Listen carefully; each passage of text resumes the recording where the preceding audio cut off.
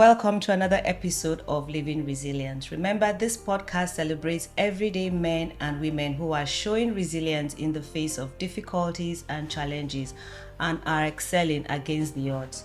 Today, I'm very excited because we have Enoch, who is the founder of Black Professionals United Kingdom. Enoch, welcome to the podcast. Thank you for having me, Aman. Thank you. I'm very happy that you're here as well. So the very first thing that I would start with is what I see on your LinkedIn profile, and it's your purpose. And it says, or you wrote down, my purpose is to make our world better. Right? Can you explain how you came about with that purpose or vision? What led up to that? What was the reason you came up with that? What made me write that? Yeah. So I think over the years, I've just come to find that what I enjoy doing is finding solutions. I'm a fixer. If I see something that is broken and I know I can fix it, then I fix it. So in the area of people and people's way of living or how people live, I found I've dedicated a lot of time and I've shown a lot of interest in trying to improve people's way of living, improve people's outcome. And over the years, I've just sort of realized maybe this is why I'm here. It could be the case that 10 years from now, my purpose changes. You don't have to have the same purpose throughout your lifetime. But currently, my purpose here and now is to make our world better and to make life better for people around me. And that was how I came up with that for LinkedIn. Okay, so you want to make people's lives better. Does it have anything to do with your background, where you're coming from, what you have seen in the past, or what you've experienced? Yeah, absolutely. And it's funny, we're having this podcast today. I was with my mom yesterday, and we were talking about a relative, not relative, those people you grew up with.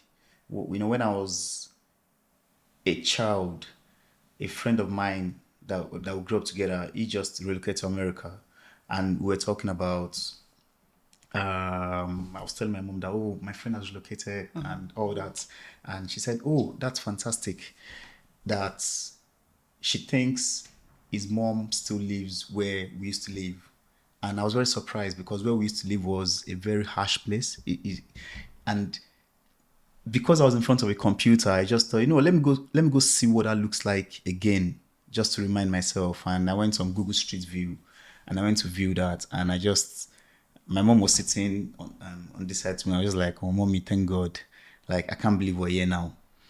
I was at my brother's house. He lives in a nice house in Edinburgh, and I was looking at where we used to live. She was showing me where she used to live before she met my dad.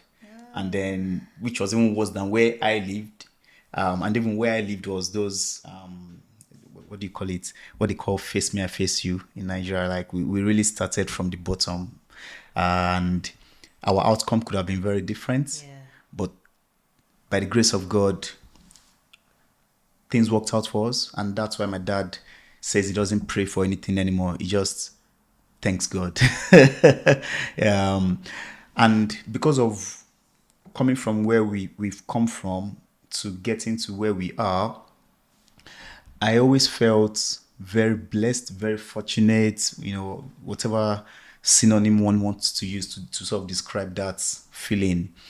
And that has driven part of a lot of what I do, including what I said earlier around just trying to make life better for others. I feel fortunate and almost in a weird way indebted to the world. That things worked out for me, and what can I do to make things work out for others? So I'm in a place of privilege, and I think saying this, other people listening or watching this may think I've got this massive privilege, but no. When I say privilege is basically having what someone else doesn't have. So if you have electricity and someone else doesn't have electricity, you're in a place of privilege. So my privilege was, I had a good career. I was a qualified accountant, and I just from there, thought, what could I do to help others that were not having, similar privileges as me, people not able to start their career. And that was what back then in 2016 drove me to find or to start what was then Edinburgh Black Professionals. And yeah, so I think that's sort of my background and how it shaped Yeah. who I am today. It's just from that place of we've really come a long way. A long way. And it's just interesting that I was looking at that stuff on Street View yesterday, and even some of those streets were so bad that Google Street View didn't go in. They had to stop at the edge because the roads were just really bad, and the houses were really, really run down. And I was just looking at it and thinking, I actually grew up here. I used to run on this street. I used to, with my shorts and my top, just rolling tire on the road with my friends. Then that was me. So my outcome could have been very, very different. Yeah. Very So different. what do you think? Why do you think your outcome is different? So I'm a Christian. So first of all, I would say grace. It's not the race. I believe in God. I believe in the Bible, and the Bible says the race is not to the swift. And so it's not, my outcome has been very different, not because I was smart or my parents were smart or my parents were hardworking or I was hardworking. It's just grace. Not just in my family, we've really seen the grace of God in our lives. I mean, taking a step back to my dad. My dad is uneducated.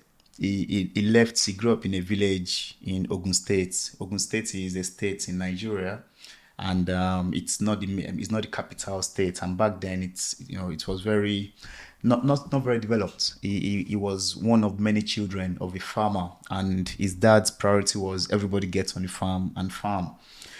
And at a very young age, teenage years, my dad quickly realized this is not what I want to do. And I think that was what quickly set him apart. He quickly realized I need to get out of here very quickly.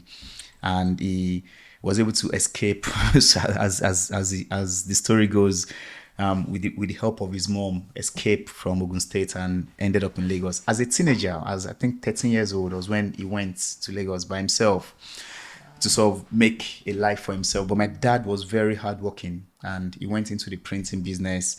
He got very good. He was very diligent, and he still is till today. And that's, when I was spending time with him and mom yesterday, he was still imparting that into me around diligence, around don't do it because others are watching you. Do it because God is watching you. So don't do the right thing just because there's someone there to watch you. Always know that, you're a steward. God has put some things in your hand. So God is always watching you. So he has that diligence. And very quickly, if you're a diligent person, bosses generally love you. He rose very quickly. And at the age of 20 something, was already managing press. So he worked hard. He worked hard. I said that because I know, yes. I mean, I'm a Christian as well, but I think we need to be careful when I we know, say, I know what you're saying around grace. Grace God, and we don't do anything. Absolutely. So there was a lot of hard work in it. I grew up with. I can't remember a day. I was thinking of it the other day. I can't remember a day that dad was home sick. Dad was always out working, apart from Sundays, because dad was very big on church. So Sunday was just church basically. So Monday to Saturday was work, like morning to night, and there were some night shifts as well. And I started working night shifts before I was 10 years old as well. Really? So that was life for me because as he grew up in his career very quickly, he was able to gather cash very quickly. Was very, again, astute, very shrewd with cash. Was able to save up very quickly, and then started his own press when I was 6 years old. And because he started his own press needed to grow, and that being dad, got everyone involved. I was the first son, as you know, in Nigeria, first sons have a place. So my eye was given at that very young age. Sometimes there was a lot of work that needed to be done. The colleagues or the employees are working night shift. I have to join them and do a bit of night shift. Not work through the night, but do as much as I can and then go to bed and all that. So me growing up, my childhood was very different to other people I was at school with, because whenever I would go on holidays and would come back from holidays, people are telling me about what games they've played and what movies they've seen, and I'm just thinking, I've been crushing work. And I'm thankful for that today because I'm not hooked on technology. So your PS, PlayStation, your Xbox and whatnot, I actually do not play those games, which, my friends then were, that was all they played. So, and that gives me time to do other things or just relax. So I see that as a blessing in disguise. Although then it was tough as a young child, as a young boy, not having access to those things. Yeah. So life was just very hard, and my dad was a very hard man. So it's very disciplined. Like, finish school, come to the office, come and help us, and all that helped. And I see life as in the view of you need to work hard, and that is sort of is how I live my life now. And again, that's something I'm imparting on to my children as well, all around. Just you need to work harder than the person next to you. So parents, what I'm hearing you saying is parents do have like a hand part. in building resilience in their children. Yes. So obviously you learned a lot from your dad. I did. Or And my he mom taught you a lot. and my Your mom parents. and my mom. Yes. So everything I've said dad, which is maybe unfair. I could have easily said parents. So because they both were involved. Yeah, So I know an African woman. they I both were involved understand. in the press. So it wasn't the case that mom had a different business. I mean, she had a different business at the beginning, but eventually, when the press really began to gain momentum, they realized it's going to be all hands on deck. So she joined dad, and then we joined dad as well. So it was basically a family business. So everybody was working long hours. But then I say that, and you probably think Enoch's childhood was rubbish, but no, I had a very happy childhood. It's a strange one based on what I've just said in the last 5 minutes. So even though we, go to school, go help daddy at work, life was still happy. As I said, playing on the street with my friends, those were happy memories. So whenever I look back on my childhood, it's just those simple memories of aunties coming around, we're all playing, an uncle coming with his car and saying, everybody get in the car, we're going to the beach. Just those were my happy memories. So we didn't have a lot. My memories was not always getting things. My memory was just moments. And again, I'm trying to then replicate that with my own children. I don't want their happy memories to be when they get things. I want the happy memories to be just being with people, with family, with me, with their cousins and all that. So it was a very, very happy childhood, despite the fact that we didn't have much. There wasn't much around. I won't say we starved. There was food, but there was no excess. So, but still very happy. So. No, I think a lot has to do with the way you were brought up. Your parents did have, very good way of bringing you up, which has given you those values. So, no, thank you for sharing that about your upbringing. I'm sure many of your fans maybe don't really know. Do I have fans? Yeah, you have fans on LinkedIn. Yes, you do. You do. You have fans on LinkedIn. You have like how many followers? I thought my only fan was my son. He thinks I'm the fastest man in the world. I've done my research. You have a lot of followers. No, because you're doing something positive. So you should be proud, Thank you. You're doing, positive thing in the community, especially for the Black community, which we're going to get to. So thank you for sharing that bit about your background. Now, you left Nigeria, you came over to do your master's maybe some years ago. Can you tell us about, because I would assume that it wasn't easy for you, because I know for most students that come into the country, it's never easy. So. Yeah, it wasn't easy, and I will even take it slight step back. So I finished my secondary school in Nigeria. I went to a boarding school, got good grades, but still unfortunately couldn't automatically get into a university in Nigeria. Okay. And there was the plan around, okay, what next? So thankfully we knew someone who then told my parents about, there's potential for us to do A-levels. And A-levels is basically the exams you do before you go into the university in the UK. Yeah, however, it's also recognized in Nigeria. So if you do A-levels in Nigeria and you pass, you automatically get into second year in a Nigerian university. Back then, I'm talking back in 2002, 2003. Maybe things have changed now. And that was how I got into this A-level college. It was very hardcore. But then, based on everything I've just said a few minutes ago, I was built for that because a lot of people failed. And it was interesting. So I've just told you my own background. My parents, even going to that college was tough. It was a lot of money for them. but they were able to gather the money, send me there. So then I was now rubbing shoulders with very rich kids that money is just change for their parents. Like, yeah, do that and let's see what happens. For me, it was make sure you Make pass. sure Like, not make sure you you pass. have to. Not make sure you You have pass. to. You're definitely passing. Yeah. You don't have a choice. And because I was just my plan was pass and then get into University of Lagos. That was the plan then, and just continue my degree in accounting. I wanted to study accounting. But then while I was there, some people came from the British Council. British it Council, was, yeah, And yeah, they started yeah. planting these ideas in Yeah, our they do head that, yeah. around, ooh, you can go study in the United Kingdom, blah, blah, blah. And I was like, that sounds fun. But then at the same time, I was like, I don't have a afford it. passport here. I've not been to the airport and my parents can't afford it where they were then. But however, you know what? So my dad was telling me the story recently, or maybe it was my mom, that one night I went to my dad's room, I knelt down and I was just crying and I was just begging him that, Dad, please invest in me. Even I've forgotten the story. So they were the ones telling me that I was just begging them that please invest in me, invest in me. I promise you, I won't let you down. I'll turn out okay. Because the amount, the school fees then was just unimaginable for them. Even for me going to beg in a way is very selfish because I knew there was nowhere, and there were other children as well, and I knew there was nowhere they could get that money then. But you know what? It worked. That believed in me and they invested in me and they agreed for me to go to the UK. I go acceptance to the University of Liverpool, turn up at the University of Liverpool in September 2003. So it was 21 years ago. And started that journey. It was university itself was fun because I came as an undergraduate. I didn't come with family and all that. I mean, it was challenging learning the new culture, the accents, your settling in bit was challenging. But then again, community comes into play. Once I started class, I met a girl in class. I've forgotten her name now.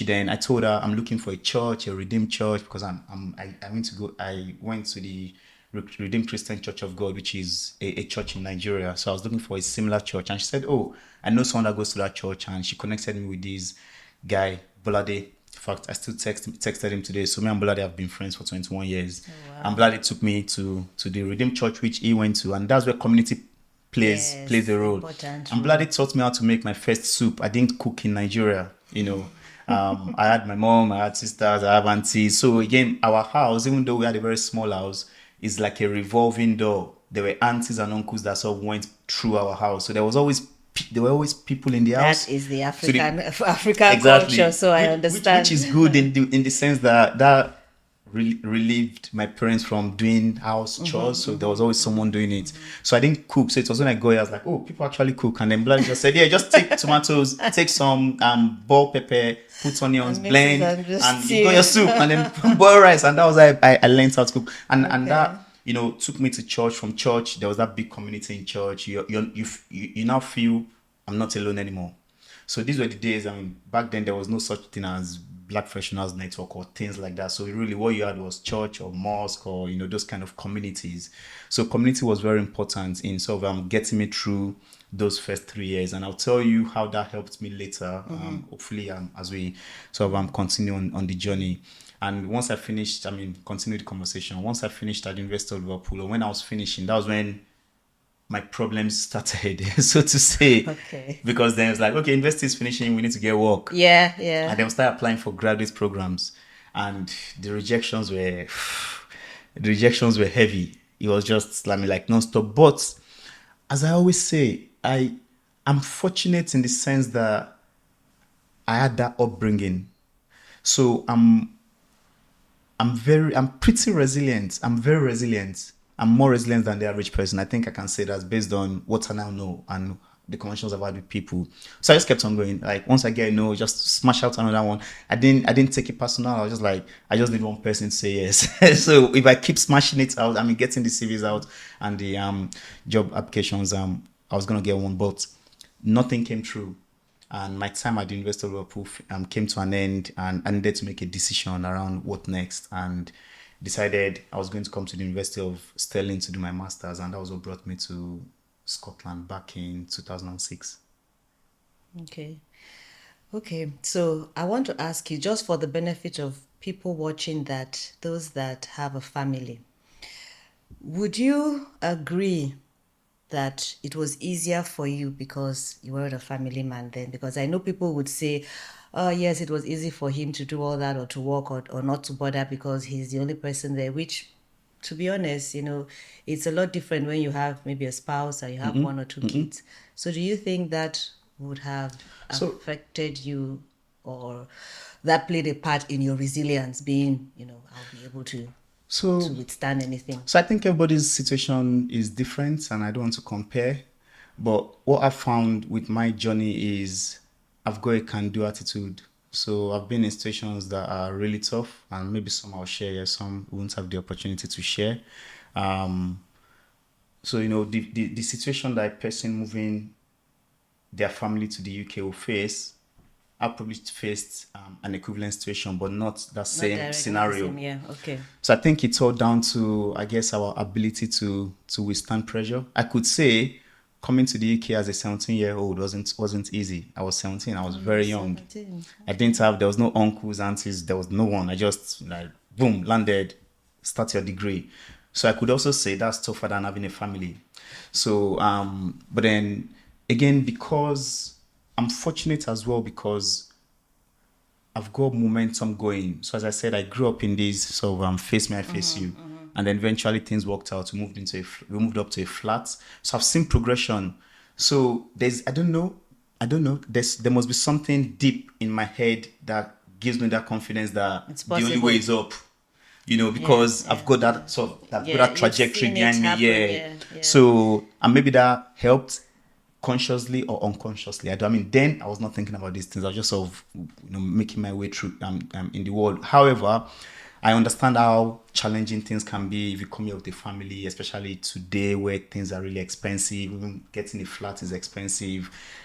Community played a big role for me in my early days, and community is still playing a role for people you've just mentioned, family people today. So you should not walk that journey by yourself. You should not try to figure it out by yourself. Why should you try to figure it out by yourself when you can just ask me or ask you, like Amma? So just copy and paste. You don't need to think up original ideas. Just copy what Amma has done. Just follow the template, and that's where having conversations. We had an event yesterday at BlackRock, Black Professionals United Kingdom. We took some of our members to BlackRock for a recruitment event, and I ran into one of our members. So I've seen her a few times at our events and also at Black Scottish Adventurers hikes. But then I've not seen her in a long time. So I was just catching up with her, like, oh, good to see you again. How's things? And she said, oh, it's been tough. And she busted out crying. I was like, oh, sorry, you're crying. And she said she's just sort of felt alone. And I said, whenever you get this, she said she's been getting a lot of rejections. And I said, when you get these rejections, are there people you can call to just say, oh, you know what, they've rejected me, or to laugh about? And I said, no. I said, okay, we need to do something about that. You need someone. You cannot do this by yourself. You can break down. You can die. Absolutely. Depression. Can enter Depression. into Yeah. depression. So community is really important. Community will make the pain a bit bearable. Yeah. They won't solve your problem, but you feel like we're in this together. And I think that's what's important, and maybe something for those that are coming with family, they should definitely hold on to. But then watch the community you're in as well. That's a good point. Yeah, watch your circle, That's a as I good like to point. say, because Yeah. if you're in a community of people that are going in a certain way, you need to ask yourself, is that where I want to go? So you need to be intentional about a community. Look for the community that aligns with what you want to achieve in life, and hopefully by using the internet, speaking to people, putting yourself out there, you will eventually find your community that aligns with your goals and your aspirations, and then plug in, throw yourself in 100%, and then just take as much as you want, and give as much as you want as well. And I'll quickly share a story. So there was a gentleman that came to the UK. That story keeps getting older. So maybe 6-7 years ago, he came to join his wife, and when he came, his wife was attending the church I was attending. So there were a lot of people like me in that church. When I say a lot of people like me, I mean professionals. So I've been working for 10, 15 years, sort of settled in life. And that was the circle he fell into. And then straight away it was the case of, right, let's look at your CV. okay, what do you want to do? Okay, you want to go into this, just for privacy's sake. I won't mention what he wanted to go into. He said he wanted to go into something that really was ambitious, but then it was in our circle, and we're like, oh yeah, sure, yeah, right, okay, this is what you need to do, this is what you need to do, this is what you need to do. And to cut long story short, he got an interview. The bits I want to sort of highlight was he got an interview for, he did some certifications, and we supported him with CV review, interview prep, got an interview in London. And then when he went to London, he had to stay with someone he'd known from Nigeria from years back. So when he went to stay with him, he told his friend, oh, I'm here for an interview for this job. And he said his friend got very, very angry. Like, how dare you? What makes you think you're better than us? Because his friend had been in London for a long time, but he was doing lower skilled jobs than what he should be doing. Jobs, but that was what he fell into, and he's now settled into that. And then this guy just came from Nigeria a few months ago, and he said he's going for this. It was a supervisory role, so he was going to be supervising people. And he was in the right community. Yeah. The right information. So, and yeah, he said obviously went for the interview. He said he was on the train back to Edinburgh. They called him and said, can you start like now? Can you start today or tomorrow? And that was how he started his career. And if when he came, his community was there, his friend, he would have gone down that way. Up there. So it's really important. And someone said something, and I've sort of I'll borrow that line. He said, watch who picks you up from the airport. That's true. They will determine your outcome, because they'll be the ones to tell you, this is where you get a job, this is what you do, this is how you get a bus pass, this is what. So watch who is picking you up from the airport. So when you're leaving wherever it is you're coming from, or when you arrive here, make sure, and it still falls into that circle, but I think watch who picks you up from the airport sort of summarizes it in a very succinct but still sort of jovial way. I like that. That's very, very good. That's a very strong one. Watch who picks you up from the airport. Yeah. And also watch who you get your information from. Indeed. Because this story you've shared, really, really, I know people that they haven't even arrived the country, but the people that were giving them information, they are doing setting them up for works. Now, I'm not looking down on the care services and support group, no, but I've seen people that they come in, they're accountants. There's one I know very well, an accountant. She had years of banking experience, but because of her circle of friends who she was speaking with, they were all doing a care job or something, she landed there. But she had potentials, and that wasn't what she wanted, but that was her level of information, what she received. I started working in a care home, but this lady had worked for maybe like 8-10 years in the banking sector, was experienced, but didn't have the right, or wasn't in the right community. So no, that's your community is really important, and there's nothing wrong with care work if that's what you want to do. However, no, absolutely. There's nothing wrong with it. If you want to do something else, potentially, say like this lady, if she wanted to continue as an accountant, then she could have sort of sought, if she was fortunate enough to meet the right people that would have said, oh yeah, sure, you can do that. Try John this. just came 3 months ago and now works for or do a certification or something to improve yourself. Really, information is really powerful. It's basically can shape your outcome. There was a lady I ran into. The story is public, so I can use her name, Asabia. I think she just finished her master's. She's from Ghana, came here, did a master's. She was looking for work for years, and not years, for a long time. I don't know for how long now, but she couldn't get work. Professional work in line with what she wanted, because she'd been working in Ghana already. So, so she knew her value, and she said, I'm going to hold tight until I get what I wanted. And she eventually came across my profile on LinkedIn a long time ago now, and she reached out to me, sort of bearing her heart out, saying, I'm frustrated. And what she said she wanted to do, I thought, I actually know someone in that area. So I connected her with that lady, and I sort of just hands off. I was like, that was the end for me. And she reached out to me, must have been weeks or months later, saying, hi Enoch, you've probably forgotten me, but you connected me with this person, but you know what, just to let you know, she gave me a lot of guidance and support, and now I've got a job as a consultant with Accenture.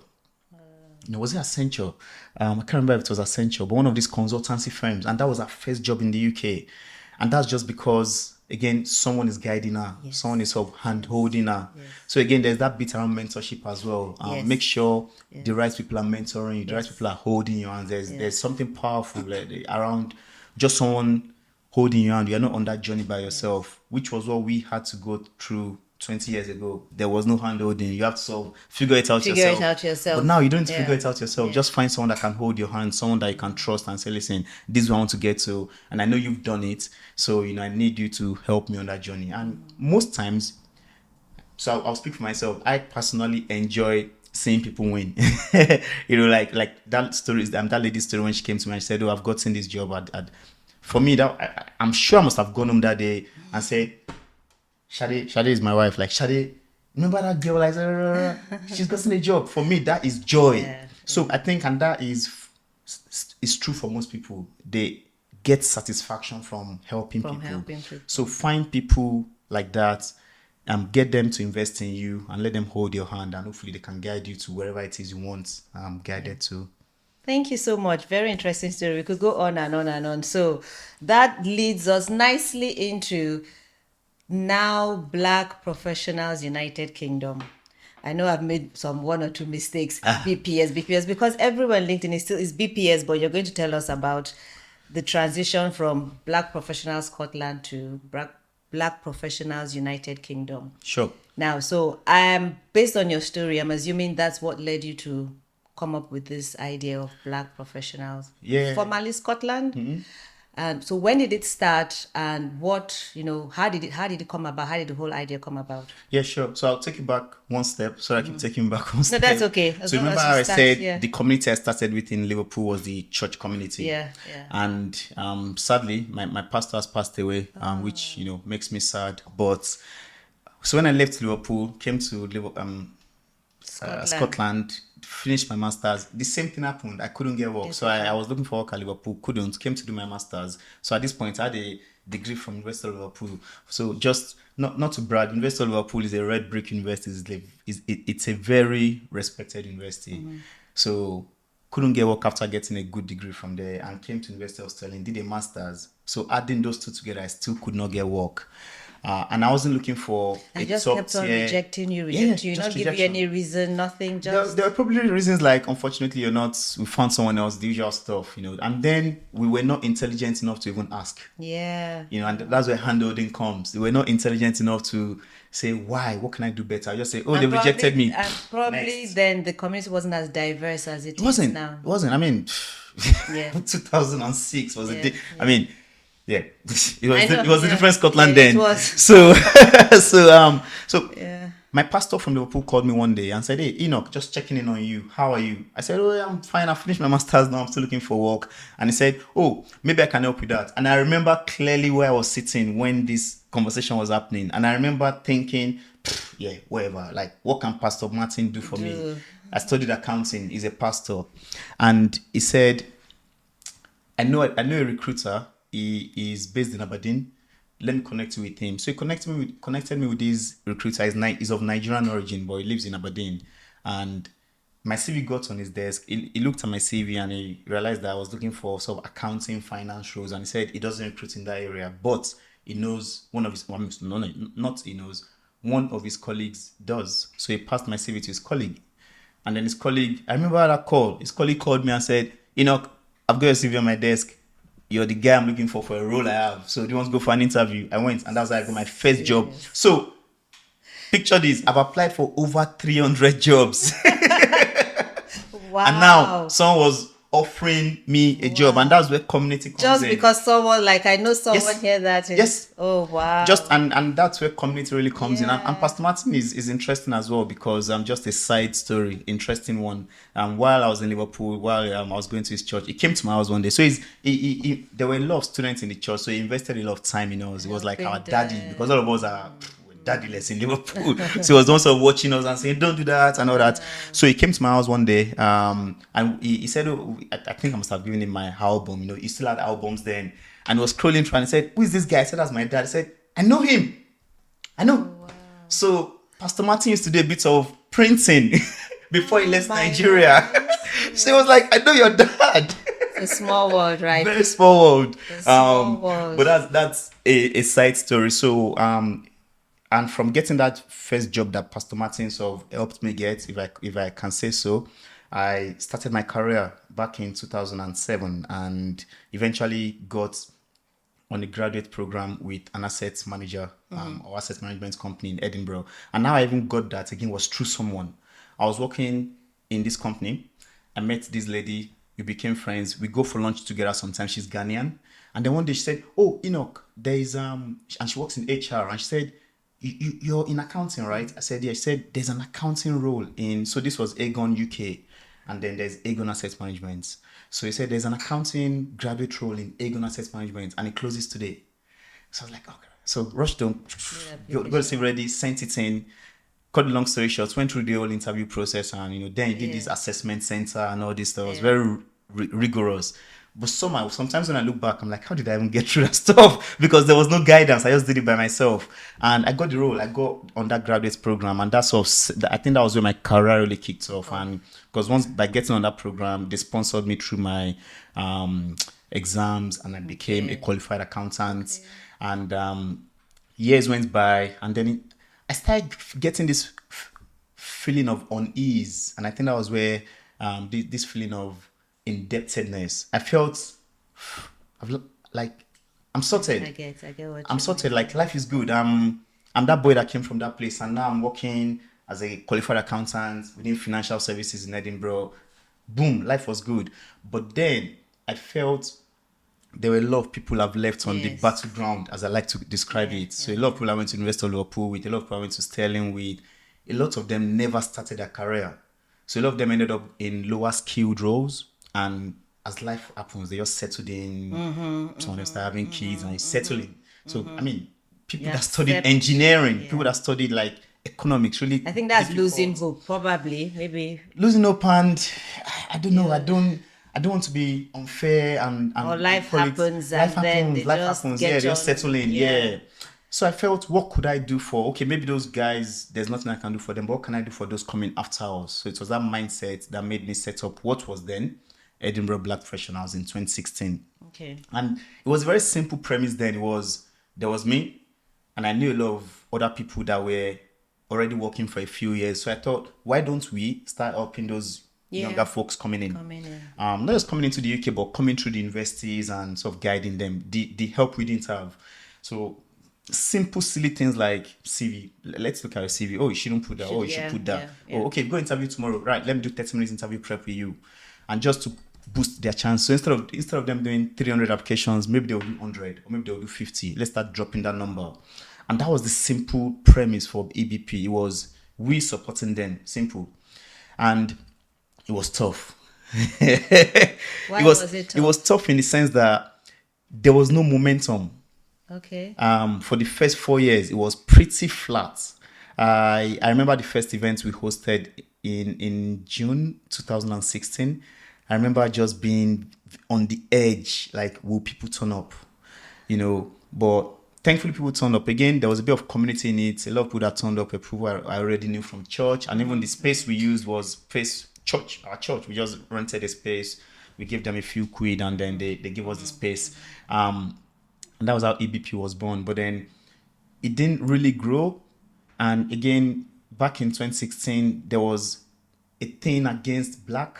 It wasn't okay to say black or to associate as black. It was a different world. And, listening to this now, I may think this is ridiculous, but that was the world we lived in then. Yeah. There were even people challenging me saying, if you remove black from the name, maybe we'll get more people, or maybe even I will join. If you change the name to Afro-Caribbean. I was like, nah, it's black.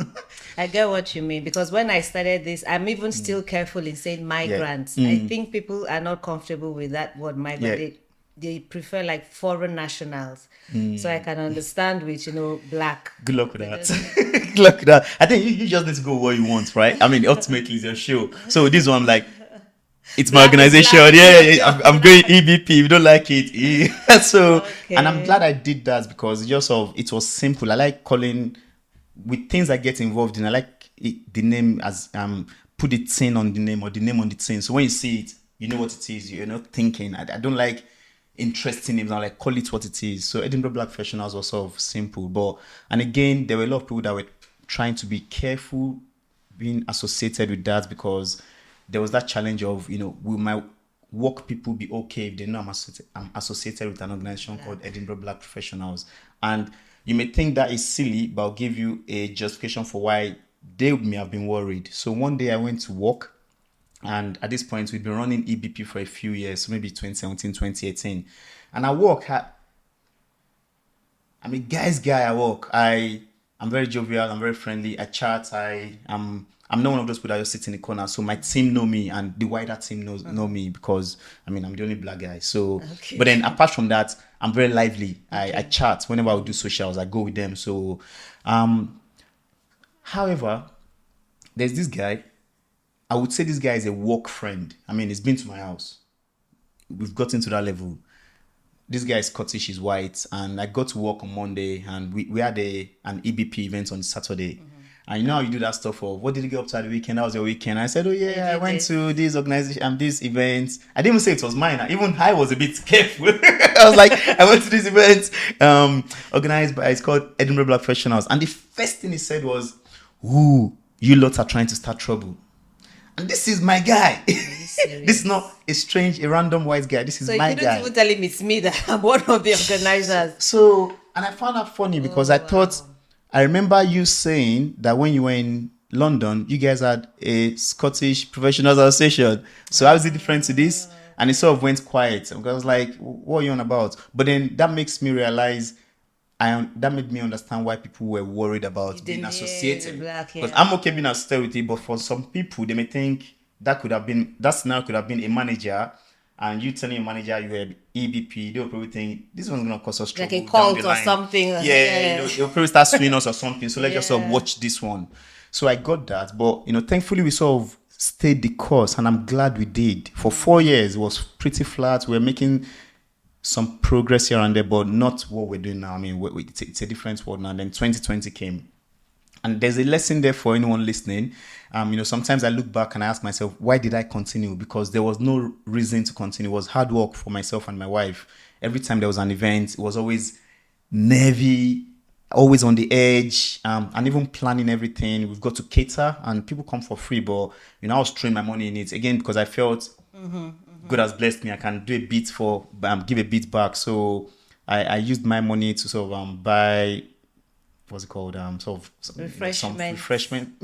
No, not refreshment. Meat pie. Really and like proper food. Yeah. After all, the Africans, so they will eat. Proper food. And then thankfully, I was able to approach an African shop with the idea, and he said he was going to be supplying some of the things for free. So he bought into the idea. So thankfully that made it easier for me. Oh, that was good. But I kept on going. I think the reason why I kept on going was because I believed there was a need. That was what kept me going.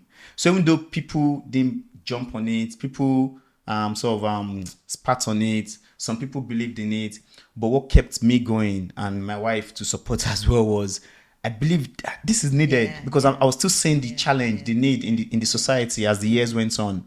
And then 2020 came, and as I like to say, it was a hat trick of events. First, it was COVID. COVID came first in March, and then George Floyd went in May, and then Black Lives Matter followed in June. And that hat trick of events, as sad as they were, was basically a catalyst for Edinburgh Black Professionals just took off like a rocket. Like that's the best way to describe it. It was realizing, with all those events. It wasn't even a case of realizing. It was a case of, if you remember then, everybody was sort of running out of scared, like, what can we do? And then it was a case of, there's an organization we can do something with, right? Let's do. And that was how we just sort of became. It was almost like we're preparing for that moment. Sadly, it was sad. It was a sad moment. We didn't know that moment was coming. But looking back now, it was as though we're building a base for that moment. Because once that moment came, it just got easier for us because we've been running for 4 years. And we just sort of bam, bam, bam. And we just sort of took off from there. Membership grew. We decided, what we're doing in Edinburgh is actually ended in Glasgow. And then we thought, let's go Black Professional Scotland. We rebranded then. A lot of work went into that. Rebuilt our website so people can register as members, have a proper profile. And then as the membership grew, partnership took off as well. And we didn't have plans for that. It just sort of happened around. We thought, oh, maybe we can work with companies. And then at the same time, companies started reaching out to us to say, what can we do with you? Can we get access to your talent? Because at this point, the Going, talent pool yeah. was big, and people were looking for black talents. And yeah, so since then, it's been an amazing journey. What it's now almost 4 years.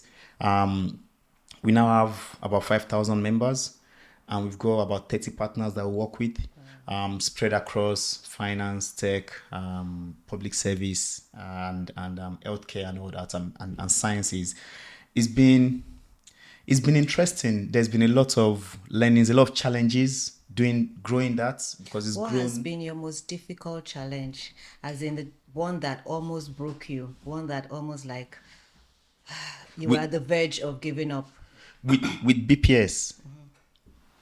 It was probably before we became BPS. It was probably pre 2020, because we put in a lot of effort in planning these events, and we get very low, not very low, people still turn us, but lower than what we would expect based on what we thought the need was. So that was very demoralizing. And then people coming to us, sometimes directly, sometimes indirectly, to tell us, like, this is not needed, or change the name, or do this. Everybody has an opinion. And so those were sort of the toughest times then. But then in the new world, the tough challenge now is, you've gotten to that place where you started something that's really taking off. Is now, how do you keep that momentum? That is an ongoing challenge. That's not a one-time challenge. So it's a challenge. It's something I'm working on every day around. Rep. We're in a place where we've been supporting a lot of people. We've got partners working with us. How do you keep it going? You can't be the same thing every year, and that's why, if you look at our journey, we've just been reinventing ourselves every year. So every year we come up with a new idea. In 2020, they started an internship program down in England. They called it 10,000 black interns. Then it was 100 black interns. It was supposed to be a UK-wide internship program, but the reality was very London-centric. So I thought, why can't we replicate that for Scotland? So we started our own internship program, Black Scott Interns, in 2021. And then in 2022, we kicked off other initiatives. We kicked off Step to Success. And then 2023, we kicked off Black Skilled Pathway. We launched the Black Scottish Awards. And now in 2024, we've launched the I Am Black conference, and we are rebranding to become Black Professionals United Kingdom. And that is driven by a need from the community. So what we're finding is, within our membership, because we collect, there's a lot of data points when people register on our website, and one of it is, where are you? And we're seeing more and more, where are you being rest of the UK. And then also some of our partners were saying, we love what you're doing with us in Scotland, but we'd like to also do the same thing with you in England. Okay. So we're like, okay, I think there's a demand from both sides. So why don't we go, do some of the good work we're doing here in Scotland in the rest of the UK? And that was when the idea to rebrand sort of kicked off. And that idea it's been brewing for a while. And there's also that worry of, everything takes time. Everything is a lot of effort. It's a lot of work around sort of building it, making it happen, doing the actual rebrand, changing everything, rebuilding the websites, getting the communication out to the right people, and making sure it's to keep people on board. Because sometimes when you change who you are, some people may think, we're no longer relevant to them. We'll step back. So it's about doing. So we've got 5,000 members and 30 partners. So there's a lot of relationships to sort of precariously carry along. Manage. So for me, that's an ongoing challenge. I'm learning every day. I wasn't born for this. I'm an accountant. You were, well, if you say you weren't born for it, maybe you're right, but you were trained for it. Maybe I was trained for it. From your story, you were trained. Your parents did a lot of training. So that's why. Yeah, maybe because I won't see myself as a natural. Like when I was growing up, all I wanted to do, and you can ask my parents, from the time I could say what I wanted to do was, I want to be an accountant. That was like a goal from, like, I think when I was 12, because I realized, I can crush maths. I'm good at maths. When we started doing bookkeeping, I think it was in secondary school, I was crushing bookkeeping, the economics, the business studies, crushing. I was like, you know what? I can be an accountant. Accountants make a good living. They're well respected. They have money. They have money. They deal with money. I'll be okay in life, and that was that was all I wanted. So I never saw myself as a business person or someone that would start something or someone that would lead something. I just wanted to be an accountant and work my way up to CFO. That was my dream. That was my goal, and here I am. So it's been interesting. Well done, Enoch. I think you've done a fantastic job so far. You're welcome. You're welcome. It's having a lot of impact on lives in the Black community. But you've said so many insightful, knowledgeable comments in your course of talking. So one of the things I picked up, which I want to emphasize on, is on finding a need. So you identified a need in the community, and that became your vision. So you kind of, turned that around to use that to drive your vision. Mm-hmm. And even when it was difficult, even when things were not going the way you thought it would go, you still saw the need, and that still kept on driving you. Yep. And it took a while before, you now emerged. So I think there's a lot of resilience in that journey. But if we're talking about resilience, we'll look at what drives it. So it's having the vision, staying committed to the vision. Even when people are giving you advice, change the name, trying to, of course, sometimes it will be genuine advice, wanting to help you. Is the why? And that was what I was asking you. Yeah, you asked me why. Yeah. You need to get down to the why. If you understand the why, you make better decisions. Yeah. Even sometimes when my team, when they do something, so say for example, they design a flyer. I'm looking at the flyer and I'm thinking, what's the why for this flyer? And when they tell me the why, I'm like, we're not capturing the why here. We've got to have a why for everything. If we're not asking ourselves that question, then efforts will be made, but it will be fruitless, or it won't achieve. You make better decisions when you have the why, and you also be able to stand even in during the tough times. Because you have that why. Yep. And that why is the need or the gap, or what's missing, and the why. And something say, I know you said, finding a need. Not everyone, not all of us are going to go on to start a BPU or a... Absolutely. So sometimes it's about finding a need, and if you see someone who's already playing a part in that space, then plugging yourself in. There are some places where I've plugged myself in. I've not gone to start something. I'm like, okay, someone has started it. I can plug in to support them. So, if there's something you're passionate about, because all of us are passionate about something, but we are all not necessarily going to start something. And not everybody's wired to start something. That's just the reality. Yeah, absolutely. So sometimes about just plugging yourself in, supporting, because those that have started something, they need support. They can't do it by themselves. So if you're as passionate as them, then you can sort of just plug into that dream and then like, right, this is the bit I can help. I can help with social media. That's all I can help. Yeah. And it's just own that. But going back to the theme of the podcast, which is resilience. I don't know if it's inbuilt or if one needs to learn how to be resilient. Both. But the bit where you need to learn how to be resilient, so because the bit that is inbuilt, there's nothing you can do about that. Yes, usually the one that is inbuilt, I believe, in my opinion, is it has to, like, environment, your upbringing, things you've been exposed to would make you who you are, would toughen you up. It could be based on maybe where you're coming from. You don't want to go back there, so you're pushing ahead. Drive, you have that drive. That is the innate one, the one that comes in by environment, by external factors. And then there's one that you can learn as well. And that's where what you said about why comes in. So I believe that if you always ask yourself why you're doing something. So for example, let's take the common one. You're coming to do maybe a master's or coming to school. You have different challenges. Oh my God, it's difficult, I know.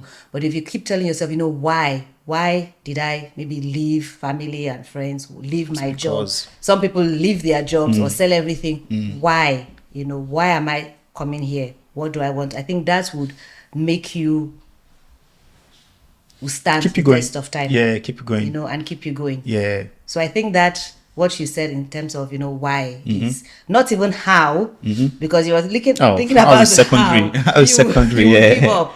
But it's trying to establish, the reason you're doing something, the reason you're starting a business, starting a venture, going into a project, any activity, what you want to do, asking yourself why you want to do it, the reason. And I think you need people on that journey with you. Absolutely. And that could be, that's the community. yeah, That's the ecosystem. yeah. Absolutely. And that could so that's even the wider one, but that could even be a wife, a friend, a whoever, just someone or those close circle of people that you can cry to and say, I've tried that thing again, it didn't work, and I'm like, sorry about that. No, let me come over, let's talk about it. Okay, let's see what we can do again. People that really want you to succeed. Believe in that vision. Because you need that, because sometimes, even though you're persistent, it can be tough where you're like, flip man, I don't want to do this anymore. Why am I even doing this? And then they'll just sort of remind you, they'll sort of freshen your mind. So you need cheerleaders, but like your core cheerleaders, but not cheerleaders, but people that are actually coming on the pitch and patching you up and saying, right, off you go again, keep going. So look for who, if you already have people like that around you, then make use of them and realize that that's who they are. But if you don't have people like that around you, then seek them out. Look, and that's where potentially mentorship comes in again. Someone that can say, okay, this is what you're trying to do, this is your why. Okay, let me see how I can continue with you on that journey or support you on that journey. And that mentorship could just be for 6 months or for 1 year, but they will help you through that period of your why to get to wherever it is you're getting. For 1 week, through. Because I know when I was starting this, I had people that supported. I call them cheerleaders. Cheering you just about 1 week, 2 weeks, and put their own input. Exactly, and they as that says, people come into your life for seasons. So absolutely. They'll play their beats and then they'll step away. I agree with that. Absolutely.